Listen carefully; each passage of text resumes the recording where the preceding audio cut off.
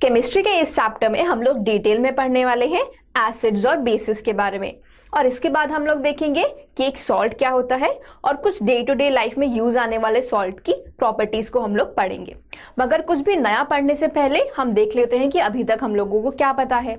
हमको अभी तक आई होप पता है कि एसिड्स वो सब्सटेंसेस होते हैं जो टेस्ट में सार या फिर खट्टे होते हैं, और बेसिस वो सब्सटेंसेस होते हैं जो टेस्ट में बिटर या फिर कड़वे होते हैं। फॉर एग्जाम्पल दही, नींबू एक्सेट्रा हमको टेस्ट में खट्टे लगते हैं क्योंकि उन सभी में एसिड होता है, और बेकिंग सोडा हमको टेस्ट में कड़वा लगता है क्योंकि उसमें एक बेस होता है।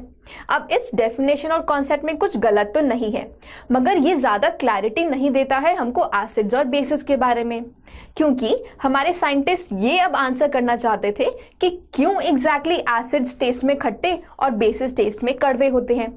इसको आंसर करने के लिए और डिटेल्ड स्टडीज करनी थी, जो कि करने के बाद एक फ्रेंच केमिस्ट लेवॉइजर ने कंक्लूड किया कि all acids contain a particular substance in them, मतलब कि सभी एसिड्स में कोई एक कॉमन चीज तो है, और उनकी स्टडीज से उन्होंने बताया कि ये कॉमन चीज हर एक एसिड में ऑक्सीजन है।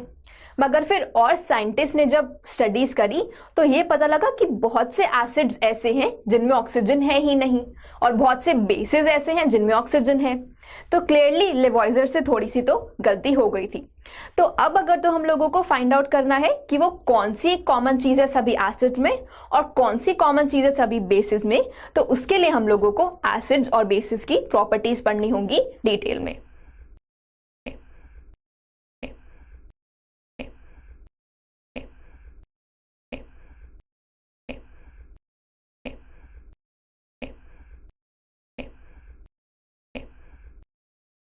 तो एसिड्स और बेसिस को डिटेल में पढ़ने से पहले पहला स्टेप हमको ये करना है, ये देखना है कि एसिड्स और बेसिस को डिटेक्ट कैसे करते हैं या फिर उनका पता कैसे लगाते हैं। मतलब कि अगर तो मैंने आपको एक वाइट या फिर ट्रांसपेरेंट सॉल्यूशन दे दिया, तो आप लोग कैसे पता लगाएंगे कि वो एसिड है या फिर बेस है। अभी तक हमको सिर्फ एसिड और बेस का टेस्ट पता है, मगर अब आप हर चीज को टेस्ट नहीं कर सकते हैं, और आपको करना भी नहीं चाहिए क्योंकि वो डेंजरस, हार्मफुल या फिर कोरोसिव हो सकते हैं नेचर में। तो इस मोमेंट पे केमिकल सब्सटेंस कॉल्ड इंडिकेटर्स हमारी हेल्प करते हैं। Indicators are nothing but chemical substances that indicate the presence of an acid or a base by undergoing a noticeable change। मतलब कि जो भी कोई केमिकल सब्सटेंस एसिड या फिर बेस के कांटेक्ट में आकर के चेंज हो जाता है किसी भी तरीके से, उस सब्सटेंस को हम लोग बोलते हैं इंडिकेटर। अब ये चेंज बहुत तरीकों का हो सकता है, और इनमें से एक तरीका है कलर चेंज का। फॉर इंस्टेंस आप सब लोगों ने देखा होगा कि अगर तो कभी खाना खाते वक्त खाना गिर जाता है कपड़ों पे, तो टर्मरिक या फिर हल्दी का उस पे येलो कलर का स्टेन लग जाता है, मगर उसको धोने के लिए जब हम उस पे सोप या फिर साबुन लगाते हैं तो वो स्टेन रेड हो जाता है कलर में। ये इसीलिए होता है क्योंकि टर्मरिक एक नेचुरल इंडिकेटर है जो कि एसिड और बेस के कांटेक्ट में आकर के एक कलर चेंज शो करता है। अब टर्मरिक के केस में क्या होता है, टर्मरिक का वाटर में सॉल्यूशन येलो होता है।